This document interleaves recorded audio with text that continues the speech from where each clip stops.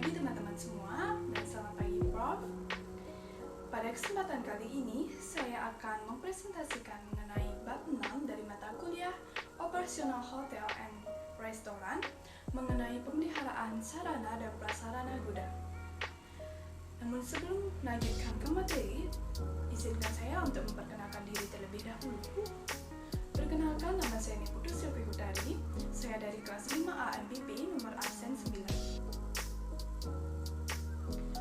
Baik, kita akan lanjut ke topik pertama, yaitu mengenai bagaimana pemeliharaan sarana dan prasarana di gudang. Adapun pemeliharaan sarana dan prasarana di gudang yang dapat dilakukan dengan dua cara, yaitu secara teknis dan juga administrasi. Di mana pemeliharaan ini dilakukan dengan tujuan agar fasilitas atau barang dapat bertahan lama untuk menjaga keselamatan barang dan juga agar tetap aman sehingga barang dapat digunakan secara efektif dan efisien. Secara teknis, sarana dan prasarana dapat dipelihara dengan cara antara lain. Yang pertama yaitu pemeliharaan berdasarkan waktu. Pemeliharaan berdasarkan waktu ada pemeliharaan sehari-hari yang meliputi pemeliharaan sarana dan prasarana yang dilakukan setiap hari. Biasanya dilakukan oleh petugas atau karyawan yang menggunakan barang dan bertanggung jawab atas barang tersebut agar kebersihannya tetap terjaga dan menghindari kerusakan yang lebih besar. Selanjutnya yaitu pemeliharaan berkala. Pemeliharaan berkala dilakukan menurut jangka waktu tertentu, misalnya seminggu sekali, 2 minggu sekali, sebulan sekali, atau 2 bulan sekali. Pemeliharaan berkala dapat dilakukan untuk berbagai jenis sarana dan prasarana dan biasanya dilakukan oleh petugas yang khusus menangani pemeliharaan barang. Selanjutnya yaitu pemeliharaan berdasarkan jenis barang yang dibagi menjadi pemeliharaan barang bergerak. Pemeliharaan barang bergerak dapat dilakukan setiap hari maupun secara berkala. Contohnya yaitu kendaraan bermotor, mesin kantor, dan juga alat elektronik. Selanjutnya yaitu pemeliharaan barang tidak bergerak. Pemeliharaan barang tidak bergerak juga dapat dilakukan setiap hari atau secara berkala untuk mengetahui sampai sejauh mana kualitas barang tersebut masih dapat digunakan. Contohnya yaitu membersihkan debu-debu yang menempel pada alat. Sebaiknya dilakukan setiap hari agar alat dapat selalu terjaga kebersihannya dan juga untuk mencegah kerusakan. Instalasi listrik dan air juga dapat dilakukan secara berkala. Sedangkan untuk cara kedua yaitu cara administrasi pemeliharaan sarana dan prasarana di gudang, yaitu dapat dilakukan dengan cara inventaris. Inventarisasi sarana dan prasarana kantor adalah semua kegiatan dan usaha untuk memperoleh data yang diperlukan mengenai sarana dan prasarana yang dimiliki. Secara singkat, inventarisasi dapat diartikan sebagai pencatatan terhadap sarana dan prasarana. Hal ini dilakukan dengan tujuan agar peralatan yang ada di gudang tidak mudah hilang dan adanya bukti secara tertulis terhadap kegiatan pengelolaan barang sehingga dapat dipertanggungjawabkan, dapat mempermudah petugas dalam pengecekan barang dan juga memudahkan dalam melakukan pengawasan serta memudahkan petugas ketika mengadakan kegiatan mutasi atau penghapusan barang.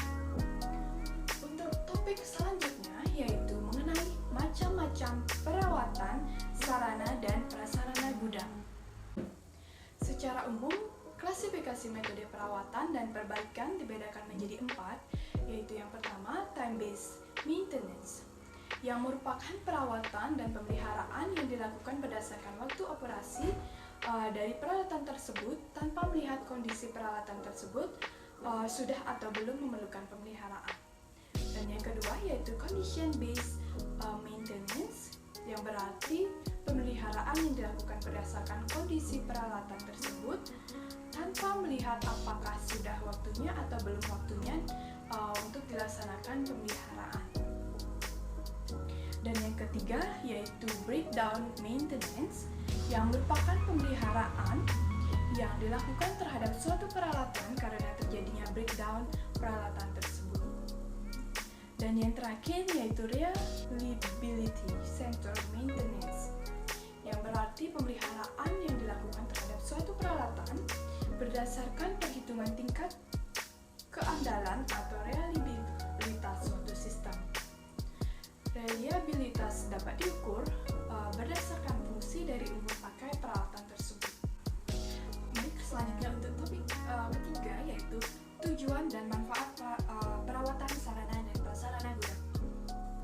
Yang pertama yaitu ada tujuan pemeliharaan sarana dan prasarana gudang, yaitu agar fasilitas atau barang dapat bertahan lama. Selanjutnya, untuk menjaga keselamatan barang agar tetap aman, agar barang tersebut dapat digunakan seefisien dan seefektif mungkin. Yang keempat, yaitu untuk melatih agar bertanggung jawab bagi si pemakai maupun petugas pemeliharaan. Yang kelima, yaitu untuk menghindari terjadinya kerusakan fatal yang mengakibatkan waktu perbaikan yang lama dan biaya perbaikan yang besar.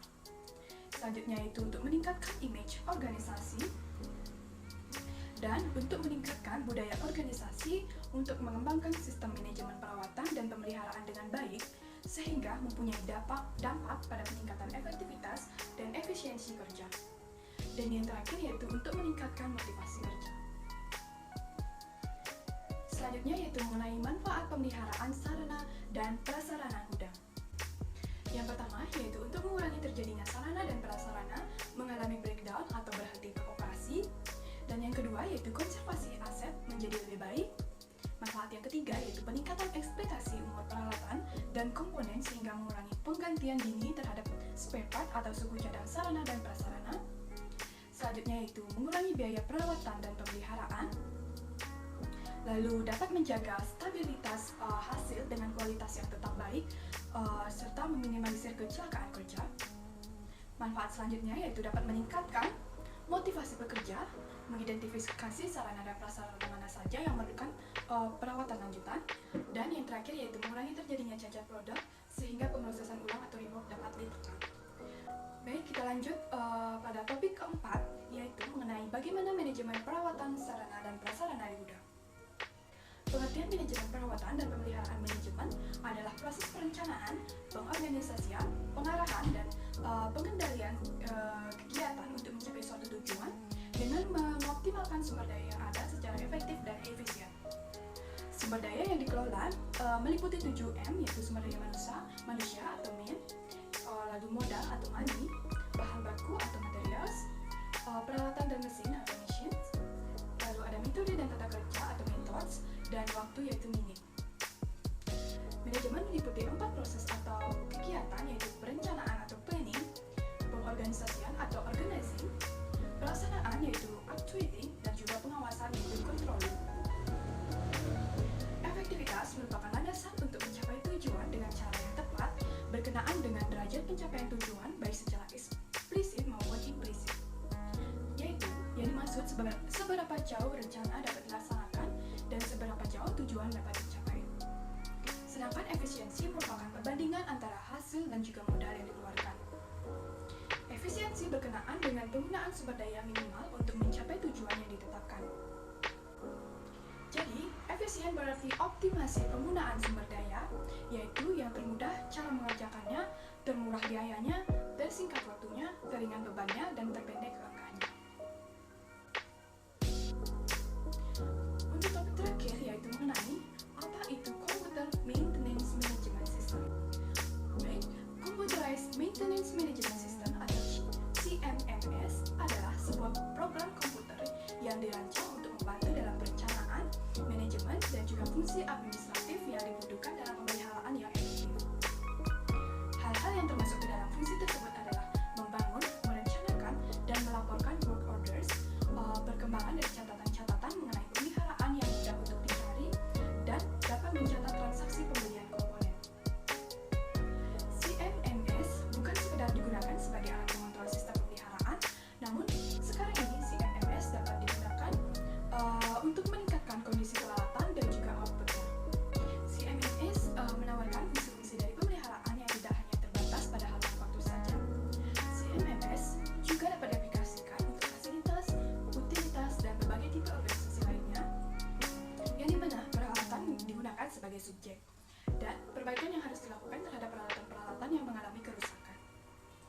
Sebuah CMMS biasanya terdiri dari Equipment Management, Preventive Maintenance, Labor, Work Orders, Planning atau Schedule, Inventory Control, and Purchasing. Baik, sekian yang dapat saya sampaikan pada topik kali ini mengenai